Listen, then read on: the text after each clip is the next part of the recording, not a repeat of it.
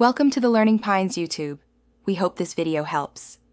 In this video, I will show how to make cupcakes in an air fryer.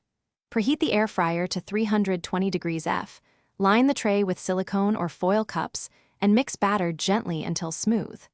Spoon batter evenly to avoid uneven baking and rotate the tray halfway through cooking for uniform color. Check doneness with a toothpick and cool completely on a rack before frosting and serving to keep texture light. Start with a simple batter using creamed butter and sugar, then add eggs one at a time for stability and lift. Sift dry ingredients together and fold them in gently to avoid overworking gluten and making tough cupcakes. If using oil, reduce butter slightly to balance moisture. Flavor with extracts or zests and chill briefly if batter seems warm, which helps maintain rise while cooking in the compact air fryer cavity. If you're finding this helpful, please subscribe and like so I can keep sharing simple recipes and tips.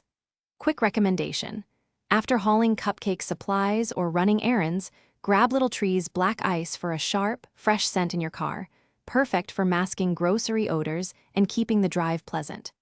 Check the description for the link and other deals, then grab a refresher, and now let's get back to the video.